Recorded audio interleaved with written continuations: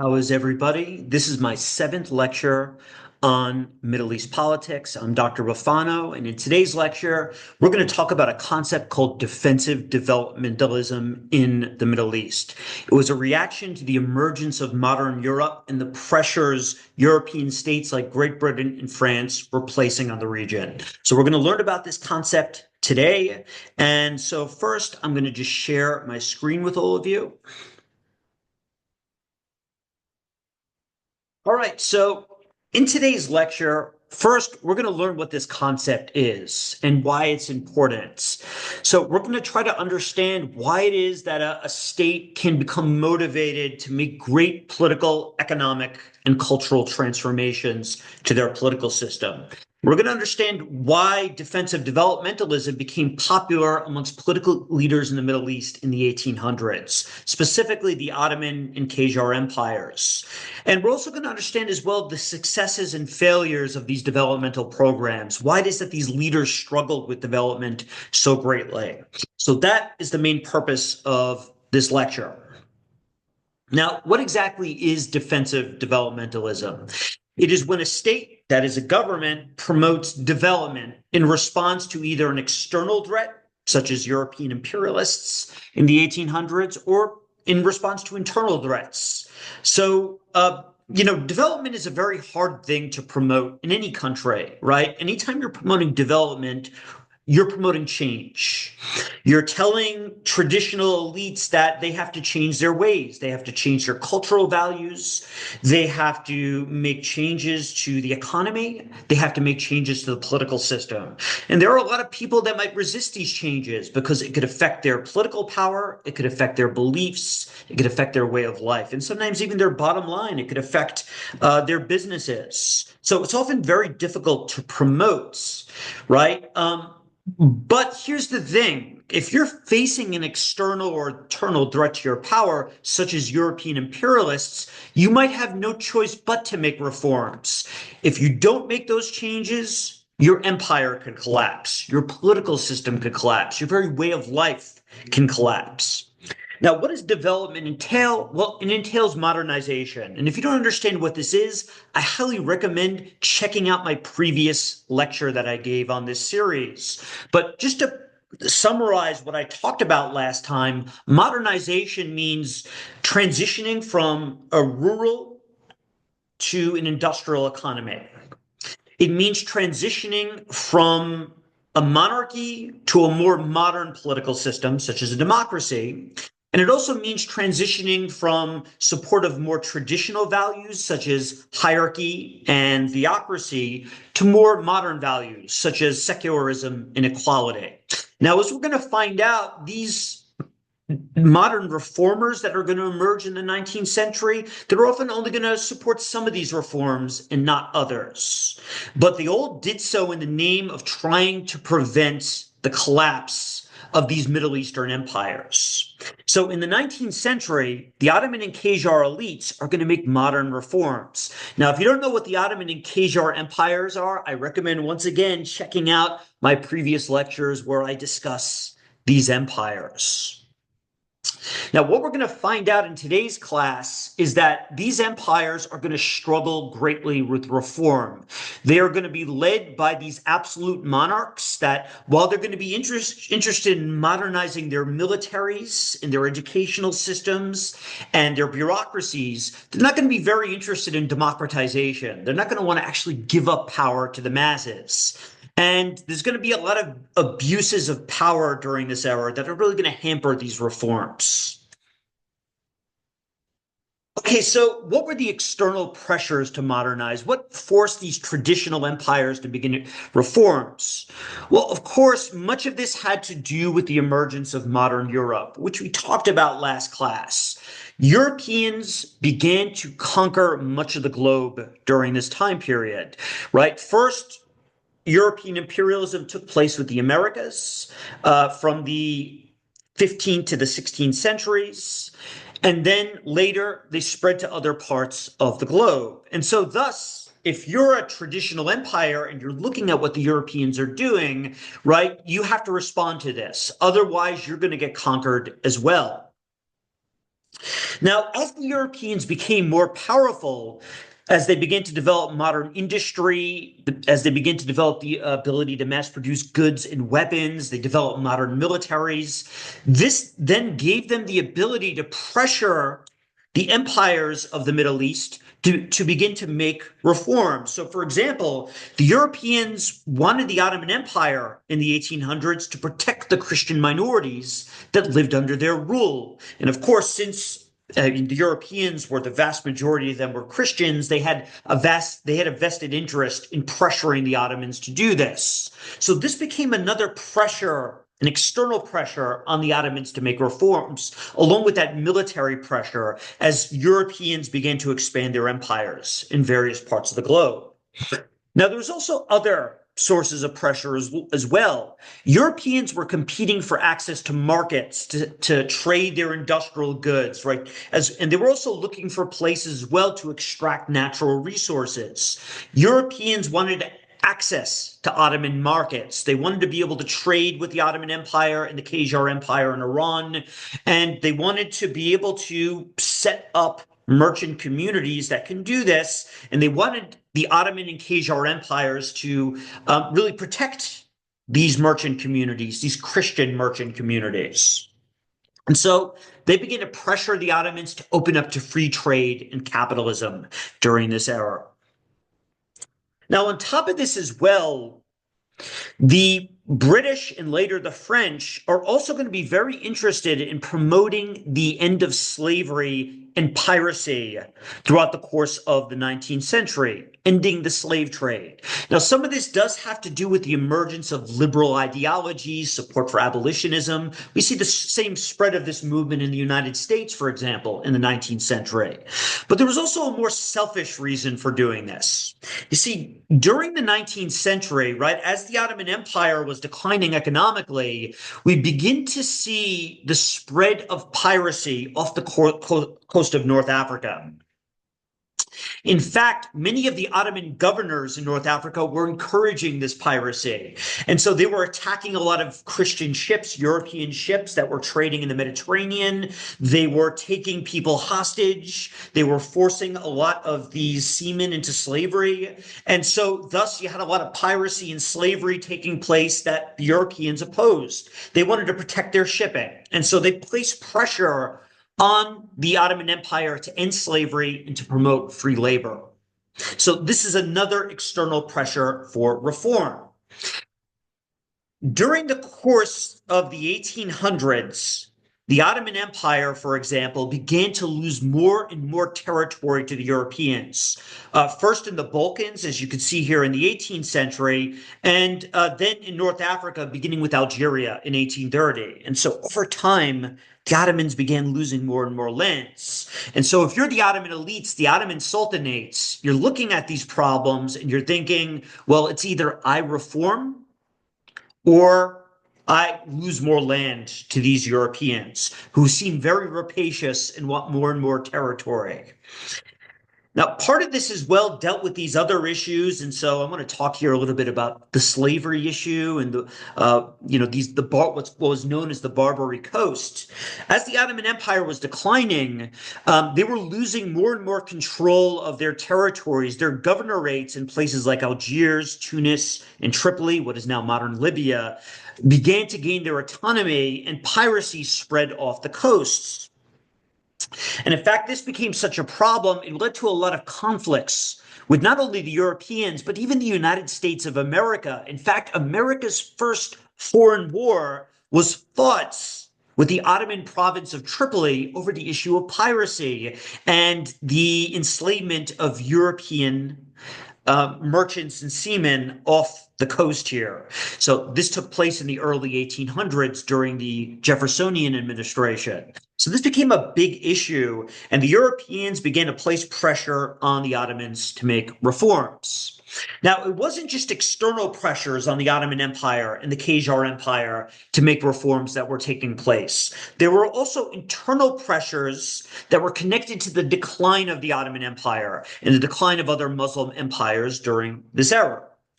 As the Ottoman Empire declined, there began to increased the amount of regional revolts and secessionist movements in places like the Balkans. This is where Serbia, Bosnia, Greece are located today. And revolts were particularly prevalent there because this was a part of the Muslim Ottoman Empire that had a large Christian minority living within it. And so one example of the revolts that took place was what happened in Greece. The Ottoman Empire had conquered Greece way back in the late 15th century. It became part of the Ottoman Empire, and it consisted of mainly Greek Orthodox Christians. They lived under Muslim rule for centuries. But in the 19th century, because of the expansion of modern Europe, the Greeks became inspired to revolt against Ottoman rule. And they had a civil war that lasted for 8 years. And Greek revolutionaries received funding from the French, the British, in order to revolt against the Ottoman Empire. And eventually their revolt was successful. In 1829, Greece gains its independence. And after this, the Ottoman Empire became terrified about the prospect of losing even more of their lands, right? So they had other Christians living under their empire. And so if you didn't start to make reforms to this empire, things could get even worse. So not only were they fearful of European expansion, but they were also fearful of the loss of their provinces. And let me just show you a map here. The heart of the Ottoman Empire was located in Anatolia, where the Turks were located. And you had these provinces called the Balkans, and you could see Greece was the first one to gain independence, but others would follow in subsequent decades. So once again, this represents another external pressure for reform. Now, where is the first place in the Ottoman Empire that would start with the reform process? Well, believe it or not, it wasn't in the heart of the Ottoman Empire, the Sultanate in Anatolia, that would start with reforms. It was in one of its provinces, Egypt. And so I'm going to talk a little bit more about this province now so we can understand why this happened. So this is the country of Egypt here. Today it has about 100 million people, but if you went back to 2 centuries ago, it only had about 5 million. Egypt is mainly a desert country, and 99% of the population live along this single river called the Nile River Valley. The river itself actually starts far to the south in a country called Ethiopia, and during the winter months, there's a lot of rain that falls in Ethiopia. This causes the flooding of the Nile River. That river floods south from the highlands in Ethiopia into the deserts to the north and eventually into Egypt here. So it's like the Egyptians' lifeline, right? Without the Nile River, Egypt would not exist. So about 99% of the population continue to live there, and they depend on this river for its agriculture. And it's very fertile. Every time the river would flood, it would leave behind this great soil. And so thus, the Nile becomes a breadbasket, first for the empires of the pharaohs during the ancient era, and then later when Egypt became part of Alexander the Great's Greek Empire and then the Roman Empire, it would become a breadbasket for those various empires, a very important part of empires that controlled the Mediterranean region. So Egypt has about 7,000 years of civilization, and you find evidence with this with the pyramids. You find evidence with this with the great monuments built by the Greeks, the Romans, and later by various Islamic empires. Now, an important part of the story of Egypt for our purposes is that it was eventually conquered by Muslim Arabs during the 7th century. This was during the era of the Rashidun Caliphate, right? The successors to the Prophet Muhammad. And later it would be controlled by the Umayyads, Abbasids, and then later various Turkish empires. So the vast majority of the population would eventually adopt the Islamic faith, although a substantial Christian minority remains to this very day, and they're known as Coptic Christians. Now, another important part of our story here for events of development is that it would eventually become Egypt part of the Ottoman Empire, this Turkish empire from 1516 to 1914. Once it was conquered, an Ottoman governor was established there. Slave soldiers became an incredibly important part of the politics of this province of the Ottoman Empire. In Arabic, these slave soldiers were known as Mamluk. who would end up becoming these landowners controlling vast swaths of territory across the Nile River. Now, as the Ottoman Empire began to decline because of the emergence of modern Europe in the 17th century, these local Mamluk would gain a lot of autonomy and control over deciding who would be the governor of this process and controlling local policy. So these Mamluk and the traditional religious class of ulama, the religious clerics, would dominate this society until the 19th century. Now, what is going to happen that's going to lead to the emergence of defensive development? Well, it's going to be a brief invasion by the Europeans, specifically the French general Napoleon, who's going to have a brief excursion in Egypt from 1798 to 1801. This was during what would become known later as the Napoleonic Wars. And so Napoleon was hoping that by taking control of Egypt here, okay, he could gain control of the Red Sea and the trade routes that would lead to India. And so he was hoping then to really challenge British control of the Indian Ocean and to disrupt British trade with their colony India. So that was the big purpose of Napoleon's invasion here. Now, the invasion would only be brief. Okay, and so we can see here, this is a famous portrait here of Napoleon looking upon the Sphinx here. The invasion was only brief, but it was dramatic. Napoleon is going to introduce the printing press to Egypt. He's going to bring in scholars and scientists and engineers into Egypt. In fact, there's going to be this great fascination with Egyptian culture and its monuments. Some of these monuments are going to get stolen and brought back to Europe in the process. And it's also going to be a big wake-up call to the elites of the Ottoman Empire, right? So if you don't reform, bad things are going to happen. Now, what happened is that Napoleon's excursion in Egypt did not last long. The British, of course, were fighting the French at this time. And so the British decide they're going to help the Ottoman Empire get this province back. So in 1801, the British and the Ottomans team up and they have this joint excursion to get rid of the French. And in 1801, they invade Egypt, they kick the French out, and Egypt is returned to the Ottoman Empire. In fact, the British decide at this point that it's a good idea to keep the Ottoman Empire alive because they don't want their enemies like the French or the Russians, expanding into the Middle East. So they helped the Ottoman Empire, take back this province. Now, part of the story that's important here is that many of the Ottoman officers that fought with the British learned a lot from the British military. Okay, they saw the types of techniques and methods and training they were using. And one of these officers was a famous Albanian from the Balkans named Muhammad Ali. Same name as the boxer, right? So this guy was a real fighter. He grew up in a merchant family in the Balkans in this province called Albania of the Ottoman Empire. And he was trained within the Ottoman military, but he learned a lot from the British. He was also a very skilled statesman and a very skilled warrior and officer. And after the British and joint Ottoman British and Ottoman invasion, in 1801, he's going to emerge as a prominent political leader in the province of Egypt. And by 1805, he's going to be named governor of this province.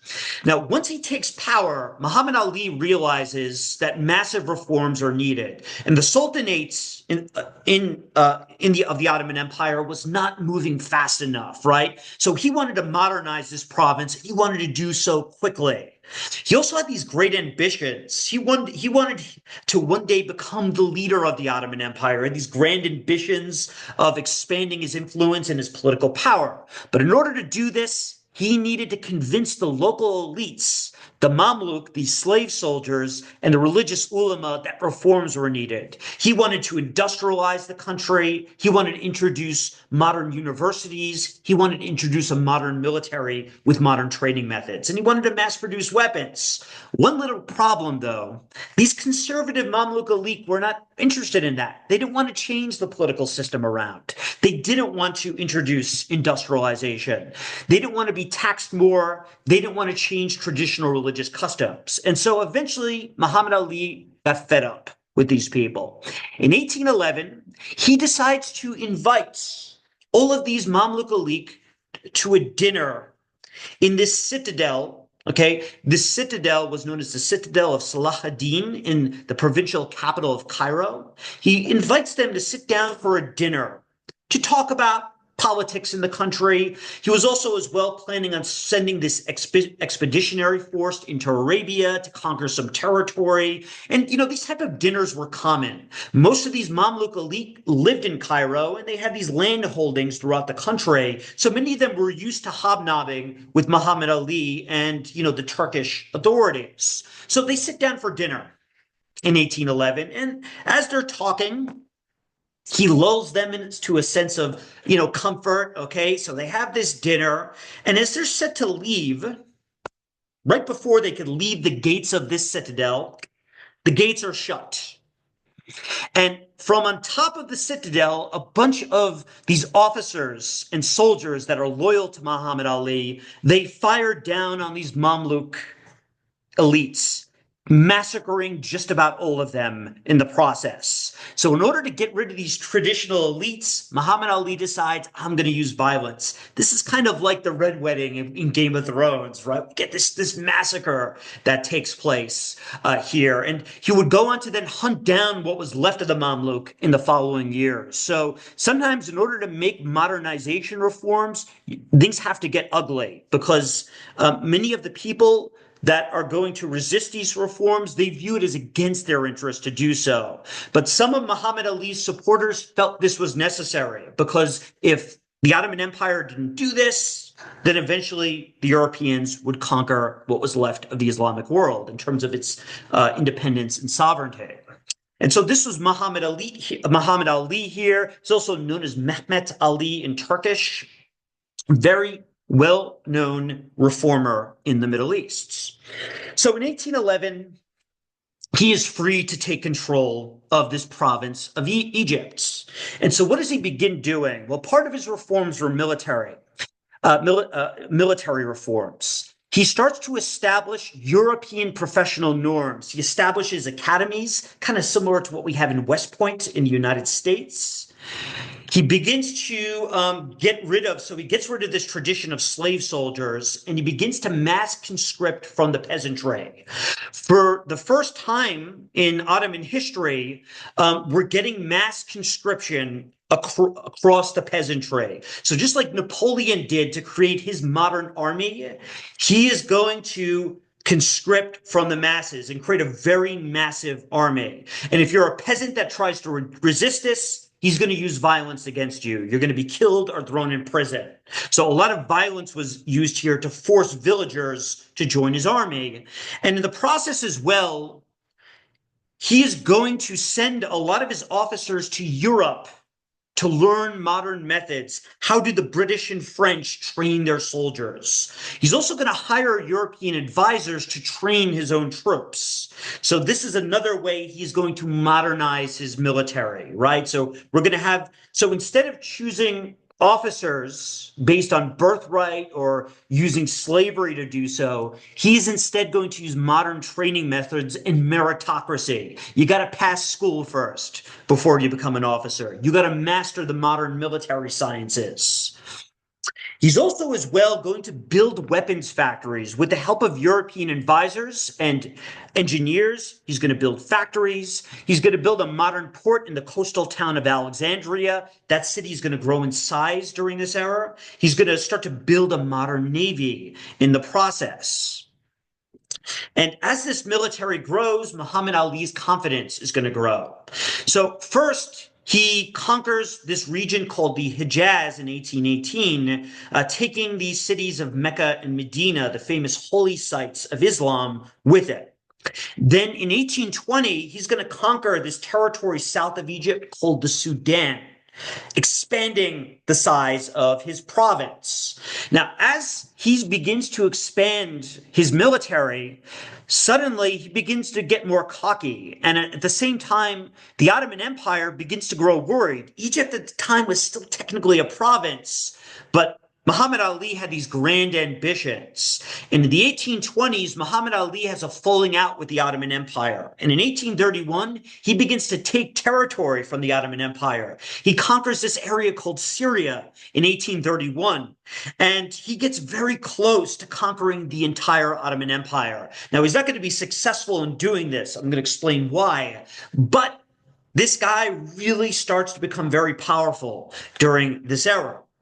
Now, how did he afford all of this stuff? Where did he get the money from? Well, Muhammad Ali was pretty intelligent. He didn't want to take out loans from the Europeans. He didn't want to take out loans from banks because he understood that he would have to pay this back plus interests, and the Europeans would gain influence over him. He wanted to avoid this. So how do you gain more money? Well, you've got to develop economically. What he begins to do is he starts to invest in modern agriculture, modern irrigation systems. Now, back in the old days, before this modern era, there was only one planting season in Egypt. The river would flood, the crops would then be planted, and then following that, the plants would grow, they would be harvested, and that would be the one growing season. Muhammad Ali, though, decided with a group of engineers that they could actually triple agricultural production and the number of seasons by taking some of those floodwaters and storing them using a system of dikes, using an infrastructure, an irrigation infrastructure. They could store that water and use that, okay, to triple agricultural production. So they bring in these engineers from Europe to help them do this. And in the process, they begin to grow new crops. It used to be that only staple crops like wheat, for example, were grown in Egypt.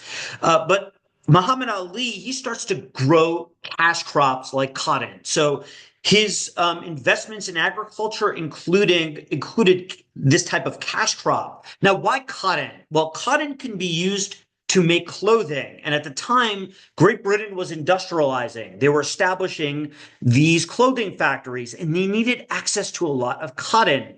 And so thus, he found this very valuable crop to grow in Egypt. So a lot of these new lands that were created here because of modern irrigation were used for cotton growth. And they were exported to Great Britain from this modern port of Alexandria. So cash crops start to be grown. This increases the profits that are made from agriculture as a result.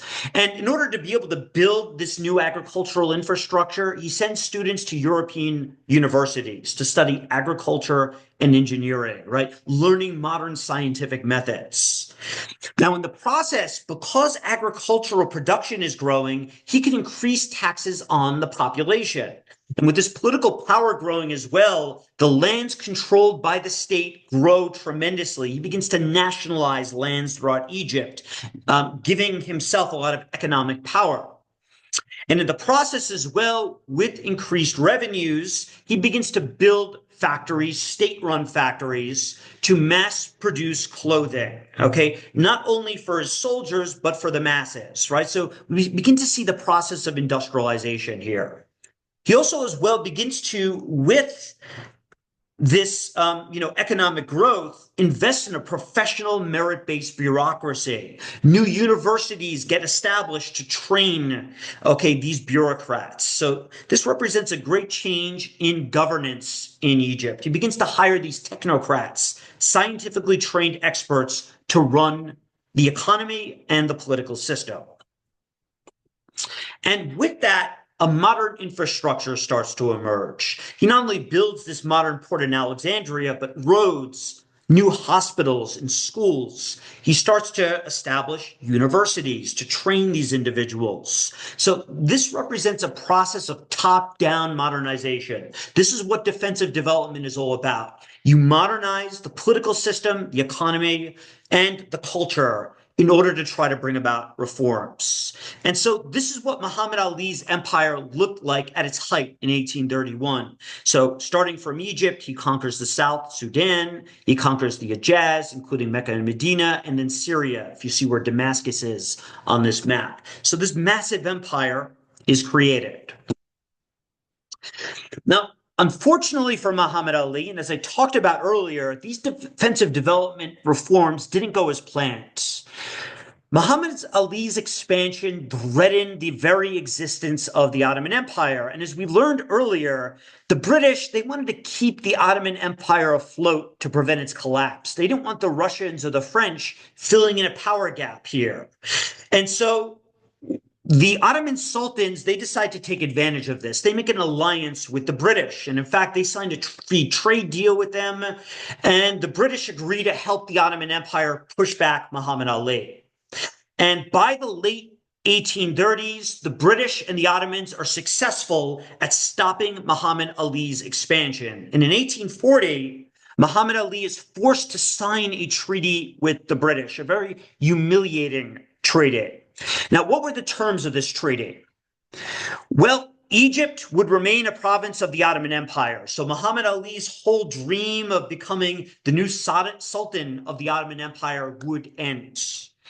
Furthermore, Muhammad Ali would be forced to trade freely with Great Britain.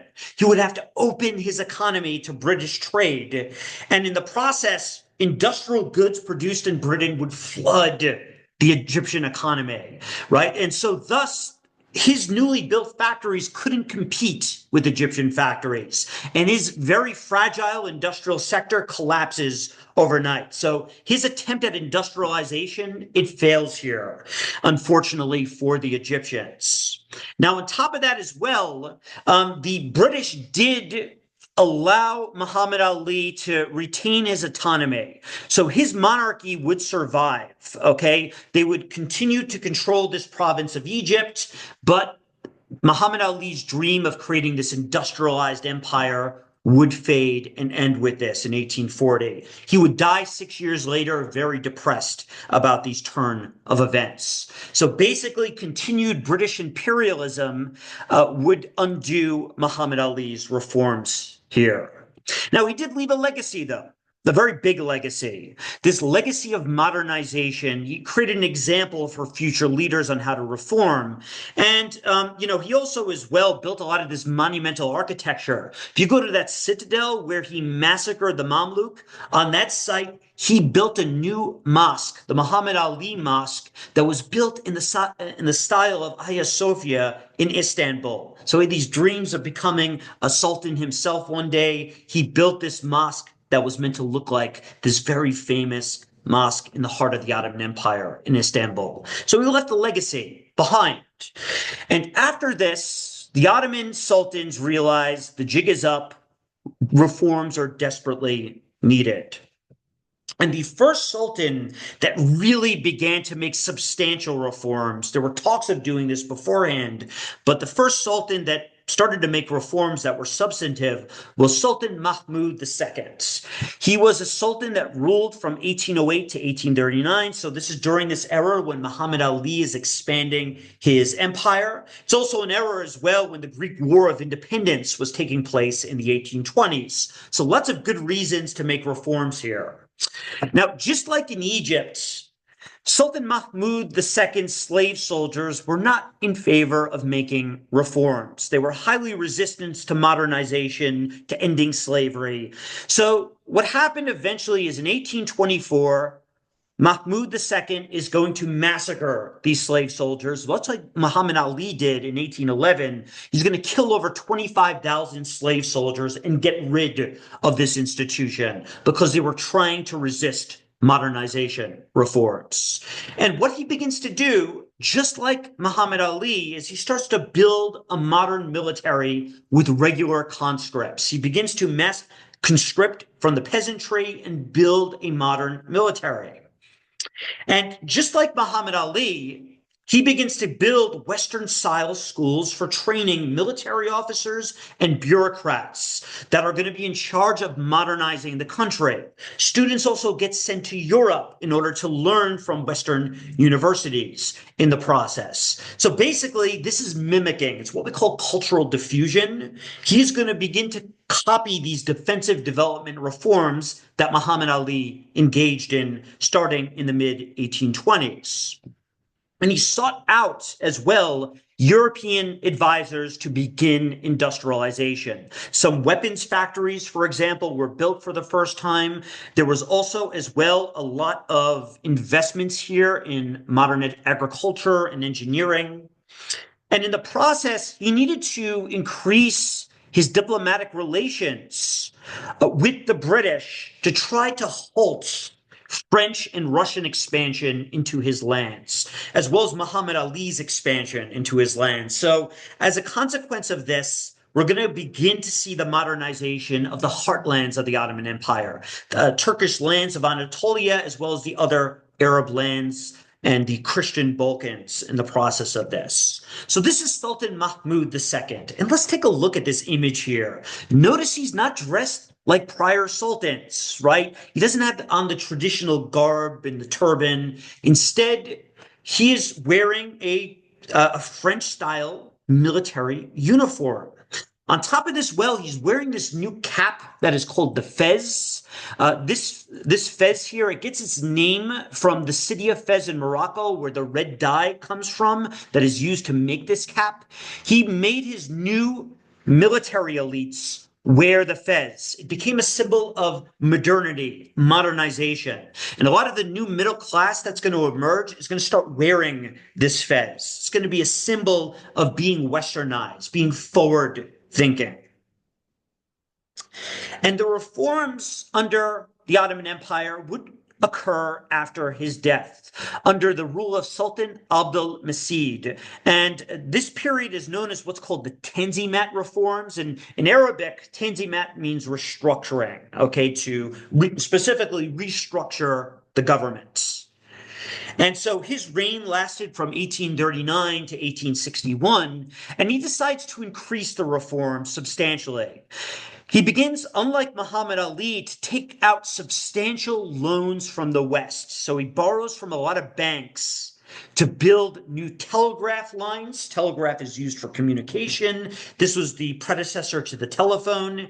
And railroads begin to be constructed within the Ottoman Empire to increase transportation.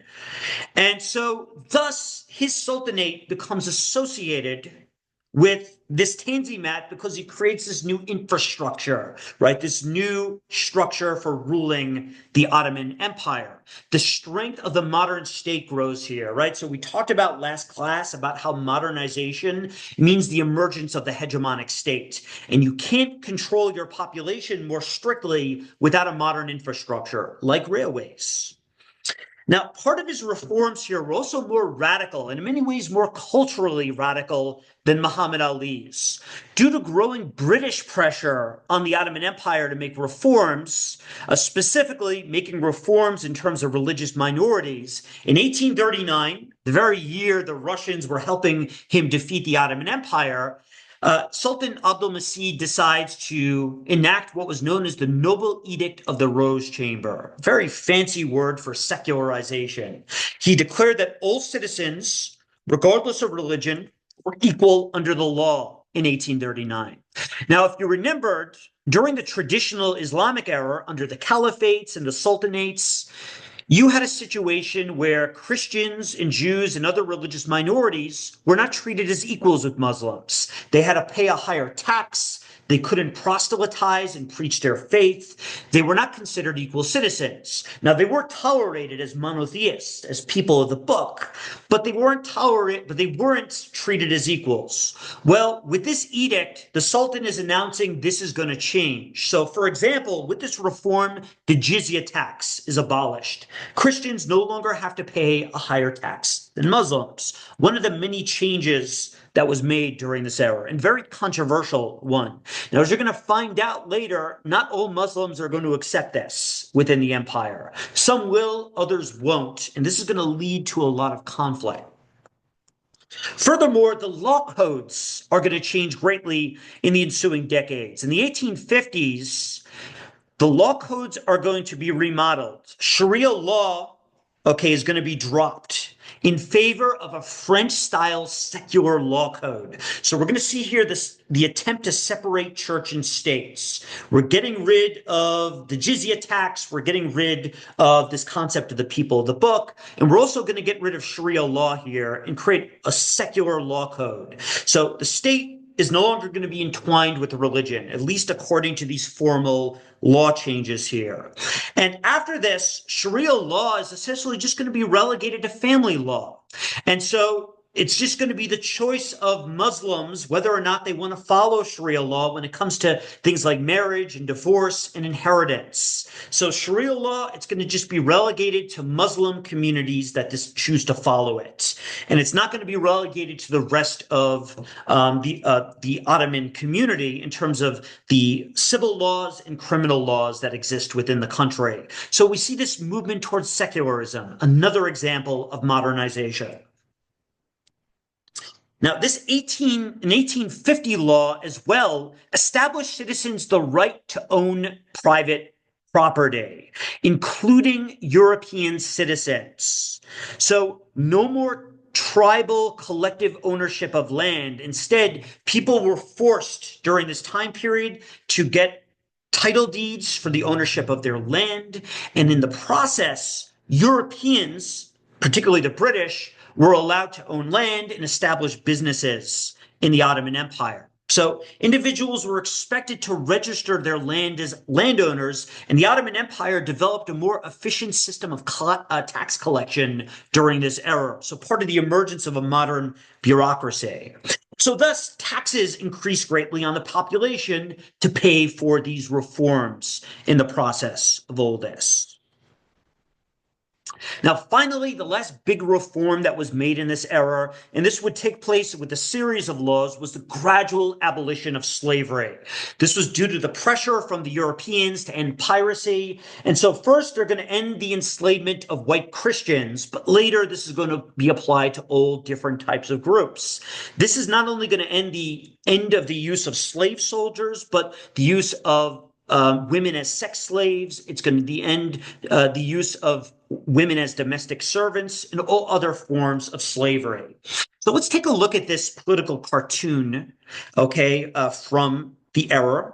So here we have a political cartoon that is showing the Ottoman elites. And you could tell they're Ottoman elites because they're wearing the fez, they're dressed as European officers here, right?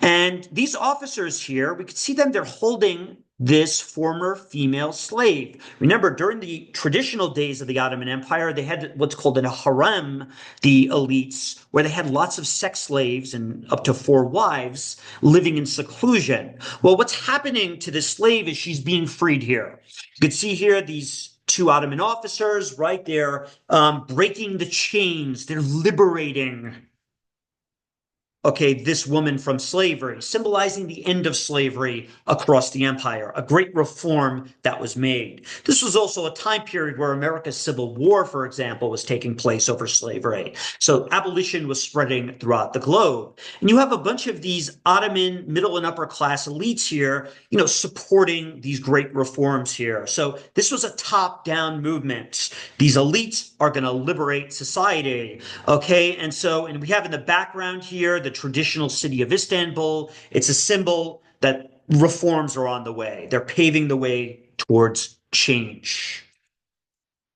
Now, one last thing on the Tanzimat, they would continue under one last sultan called Sultan Abdulaziz from 1861 to 1867. And his reign would have a couple of other important reforms here. He actually established a public educational system. And by the end of the Ottoman Empire, about 10% of the population would be literate. And it was modeled off of the secular French system. So no more training children only in the mosque and memorizing the Quran. Now children are going to learn about the modern sciences. They're going to establish a French educational system here that's going to grow in importance in the ensuing decades. And on top of this as well, with growing European influence, Western embassies are going to set up their own private schools throughout the region. One of the most famous of these schools would be the American University in Beirut, established by Protestant American missionaries in what is now Lebanon. Very important university today, and as you're going to find out in a future lecture, important for the emergence of liberal social movements throughout the region. And so we begin to see the building, the construction of these new universities. So here is the American University of Beirut today, very important university. Later, other universities like the American University in Cairo would be established. I actually went there for my second master's degree in political science when I lived in Egypt. So that's an important legacy of this era. Now, what were the failures of the Tanzimat? Well, just like Muhammad Ali's reforms ended with some failures, there's also going to be some failures here. The whole problem with defensive development is that it was top down. The sultans led it from the top, and they didn't allow society to give feedback. There was no parliament, there was no legislature advising these sultans on how to make these reforms. And there was also no checks. This was an absolute monarchy here.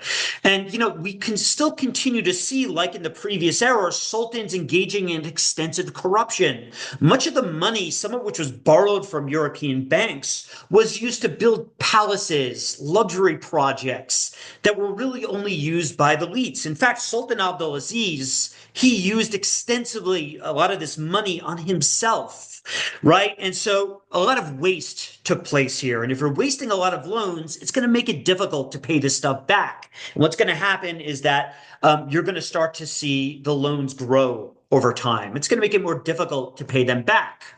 And thus, the Tanzimat failed to reform the absolute monarchy. In fact, during this era of the Tanzimat, there was no democratic reforms. Remember, part of modernization is democratization. Democracies are much better at reducing corruption than dictatorships. They're much better at improving meritocracy. They're much better at improving economic development on average than dictatorships are. So here the Tanzimat, it fails on this regard when it comes to democratization. We see at the same time as well the increasing problem with debt to Europeans. And because during the Tanzimat, the Ottomans were forced to grow closer to Great Britain, the British begin to infiltrate the economy, the society, and the politics of the Ottoman Empire. And the debts increase to the Europeans. And as the British begin to send industrial goods into the Ottoman Empire, the British were much better at industry than the Ottomans were. What's going to happen is the Ottoman attempts to establish factories are going to fail. Quite simply, they couldn't compete with European factories, with British factories. And so just like during the Muhammad Ali era, the Ottomans are going to fail here during the Tanzimat to create industry. And of course, that's an important aspect of modernization. You need to be able to mass produce goods. Thus, the reforms did not happen exactly as planned, okay? So as I said, the Ottomans, right, they were forced to sign this free trade agreement in 1839 with the British. And thus, they're going to struggle with these reforms here during this era. And on top of this as well, not all of the Muslims in this empire and all the landowning elites are going to accept this change. There was constant resistance. As I told you before, they needed to massacre, the Mamluks and the Janissary, these slave soldier elites, just to make these reforms. Lots of people are going to have to be thrown in prison as well to make these reforms, because a lot of conservative religious clerics, the ulama, they're going to resist this as well. Furthermore, because of the educational reforms and sending people to Europe, you're going to see an emerging class of liberal reformers that felt the Tanzimat did not go far enough. And they're going to start to protest against the Ottoman Sultanate, its absolute monarchy. And in fact, as we're going to find out next lecture, Sultan Abdulaziz eventually was overthrown in a revolution in 1867. So just to conclude here, guys, Despite some of the successes of defensive development in these reforms, the Ottoman Sultanates, as well as other parts of the Islamic world, are going to fail to industrialize and they're going to fail to democratize. And eventually, this is going to make it difficult to resist the growing power of Europe and continued European imperialism.